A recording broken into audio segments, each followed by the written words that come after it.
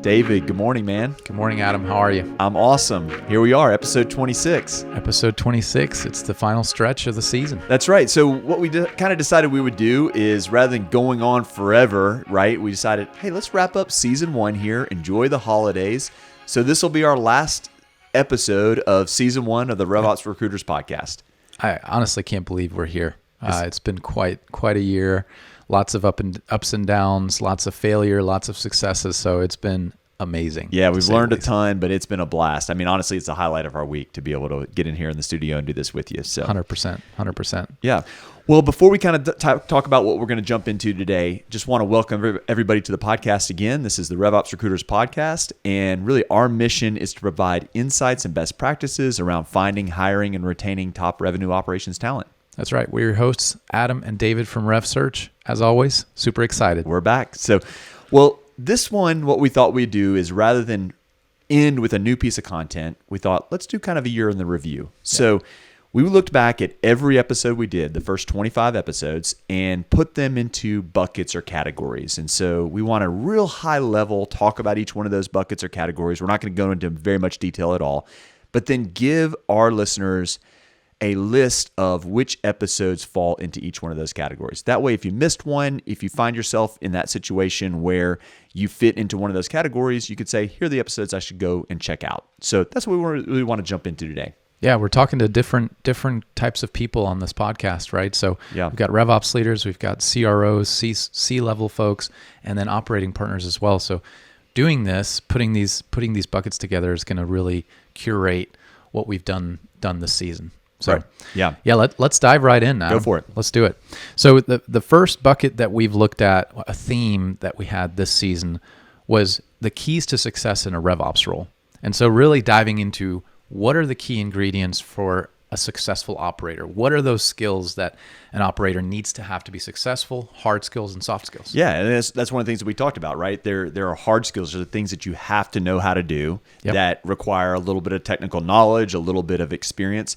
But then there's also these special soft skills. We call them at some point these superpowers, right? They're the ones that really differentiate folks from just having knowledge and ability to really being able to have influence and drive change through an organization. So we talk about those things. Yeah, absolutely. Another piece that we talked about, talking more around the curiosity part of the skill set, and how do you actually get to a level of looking end to end in a RevOps role? Yeah, right? I mean, really the reality is what we've observed is the folks that are most successful in these roles, they just have that trait of being curious. They explore, they look for better ways of doing things. And so we really unpack that in a few of the episodes of what does it look like to be curious in this role. Man, one of the big things is managing expectations, right? So these leaders come into these roles, and I experienced this personally when I was in these roles, and I know because I've talked to so many, you've seen it, we've talked to so many, they get so much expectation put on them because they're talented individuals.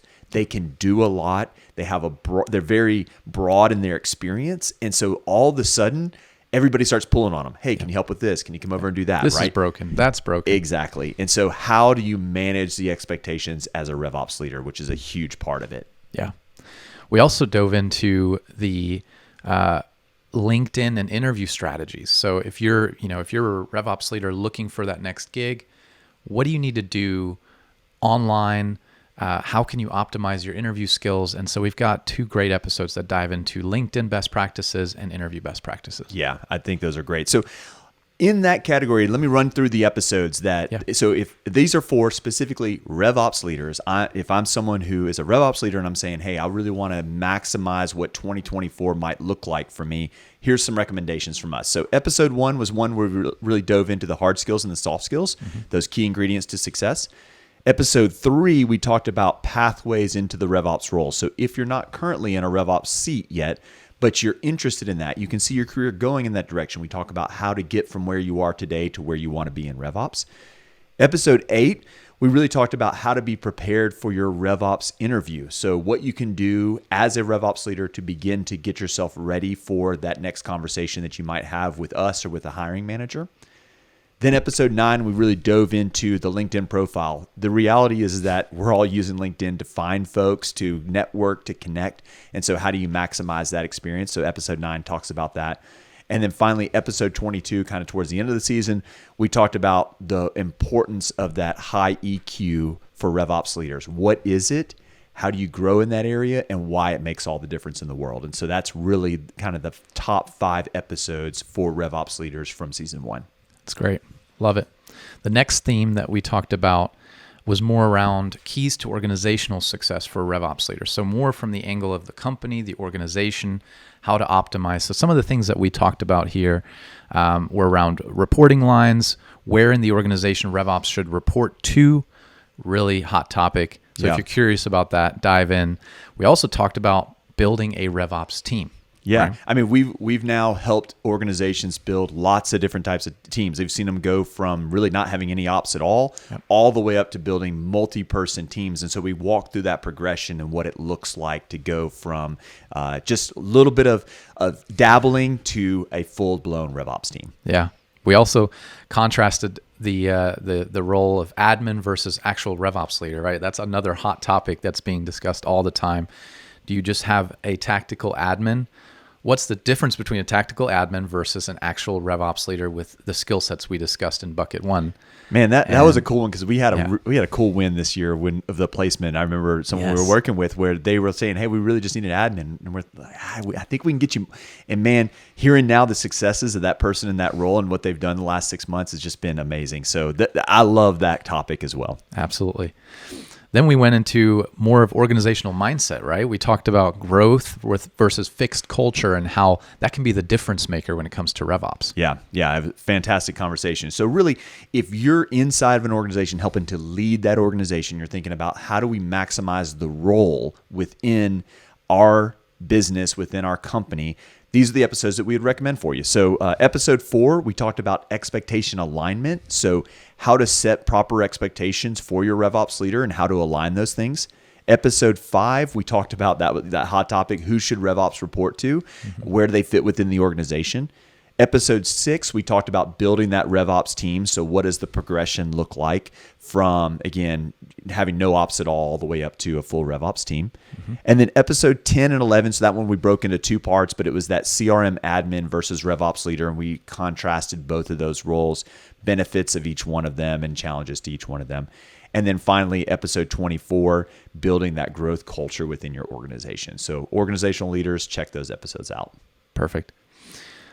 The next theme that we decided on here, and a lot of episodes that kind of covered this theme of hiring for RevOps.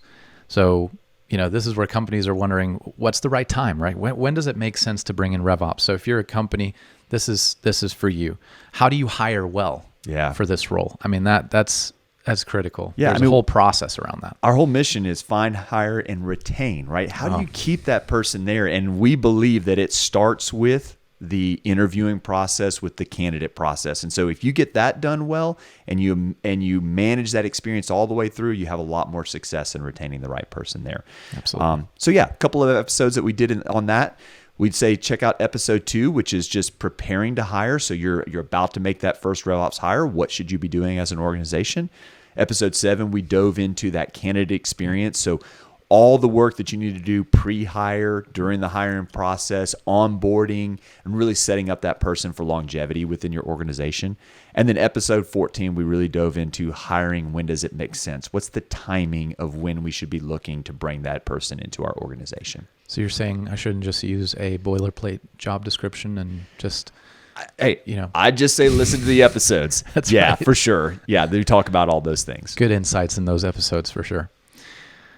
The next thing we did a little mini series on the podcast, which was great, the RevOps Readiness Assessment. So it really all kicked off with this series covering the entire RevOps system and trying to help companies understand, am I ready for RevOps? And how can I assess that? How can I get a pulse on that? And so we developed some questions and we built, we launched a couple of episodes here around people, process, data, and technology. And so... Yeah, I mean, it was a ton of fun, right? This is one of my favorite ones because we really got to get technical and analytical about what are the questions that organizations should be asking themselves to really determine where they are in their RevOps readiness scale, right? From, again, having no ops at all the way up to being really the leader and the one that should be teaching other people. And so putting together those questions was a lot of fun. Discussing those was a lot of fun. There's 4 episodes around that. So it's episodes 16 through 19.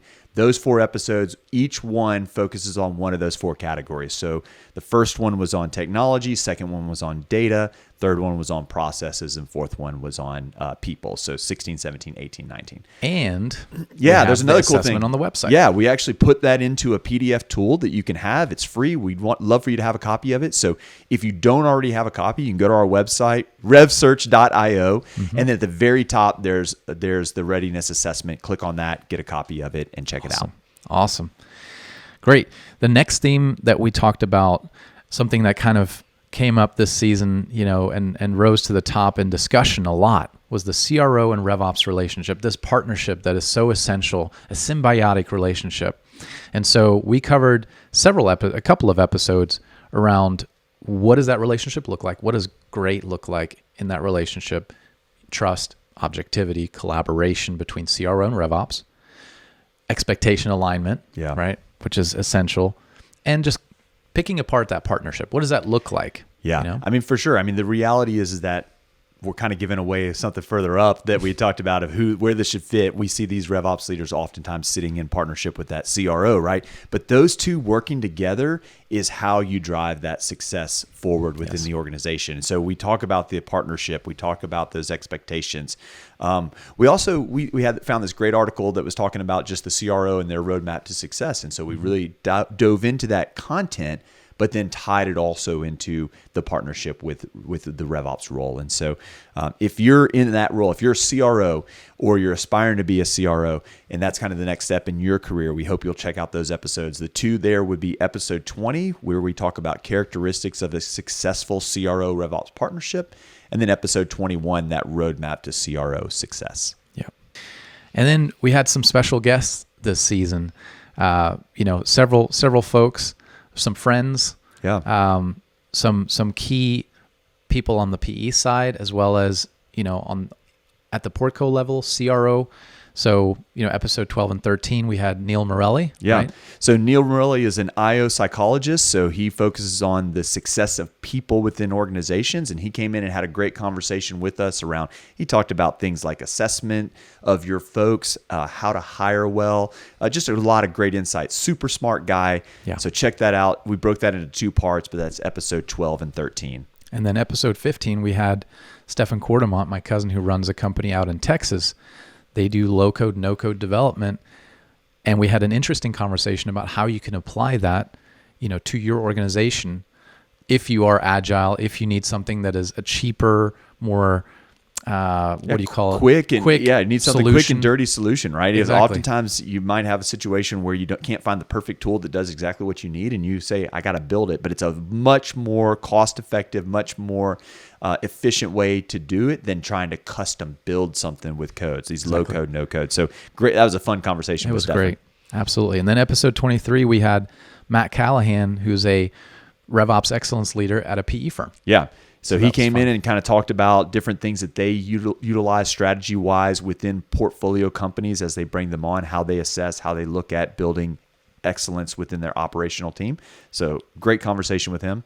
And then episode 25, one of my personal favorites, we just launched this one. We had Ted Grulakowski, a CRO with tons of experience working in the PE environment and scaling and growing companies and building RevOps teams. Yeah, I mean, it was a blast talking to him. He's kind of become a friend. We've done multiple placements for him. We won't give it away, but I mean, if you are working within specifically a private equity backed environment, if your organization is backed by private equity and you're thinking, hey, how do I maximize our experience with them? How do we drive value well? Mm-hmm. This is an episode you don't want to miss. Ted was great, and I agree with you, one of my favorites of the season. Absolutely. So we had a jam-packed season here. I mean, just recapping some of this stuff, this was a blast. It was a lot of fun. Like you said, we learned a lot. Now, let's talk a little bit about what we want to do. So we're going to take a break through the holidays here, and then in 2024, we're going to kick off season 2. And really, part of what we want to accomplish is to bring more guests on. That's right. We have a certain amount of perspective that we've been able to provide, but we want to hear from other leaders, folks just like what we have here, folks that are RevOps leaders within their organizations, they're leading teams, or they've built an amazing RevOps engine within their organization. We want to talk to CROs that are partnering with RevOps leaders well and seeing success from that partnership. And we want to talk to folks on the PE side, those that are leading PE and really operating partners and excellence leaders within the PE side. And so we're super excited to kick off that. We've already got some guests that we've lined up that will be coming out, but we want to invite you, if you're listening to this and you're thinking, man, it would be fun to be on the podcast, and you've got some ideas that you can share, you're a thought leader there, we'd love it if you'd reach out to us. You can literally go to our website and send us an email or book a time, and we'd love to hear from you and love to get you potentially in the lineup for 2024. Absolutely. Yeah. I think the bottom line here, to recap and kind of round the season out, is we believe in revenue operations. Yeah. We believe in this being a growth, an accelerant to your growth if done right. There's obviously lots of things you have to do and you need to learn, and organizations need to change their mindsets. But bottom line is, what we're trying to do here is we're wanting to further this function. We want to elevate this function, and we believe that the future of go-to-market is underlaid with revenue operations. And so we're just excited. Yeah, and man, I'm excited about 2024. Excited for what's to come, both on the podcast side and in even these organizations, folks that we're talking to now. I think there's a lot of great things ahead of revenue operations and ahead of these organizations. So yeah. Good work, Adam. Awesome. Enjoyed it, man. Awesome job. Season 1, it's a wrap. Y'all enjoy the holidays. Yeah. Y'all, I sound so Southern. We are in the South. You guys enjoy the holidays, and we will see you in the new year, 2024. That's right. Take care, everyone. Awesome. Thanks. Thanks for listening to this week's episode of the RevOps Recruiters podcast. If you found the information in this episode helpful, please consider subscribing.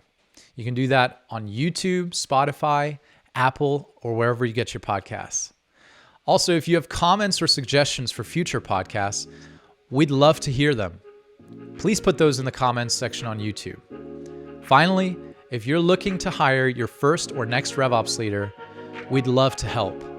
You can connect with us through our website at www.revsearch.io. Thanks again for listening.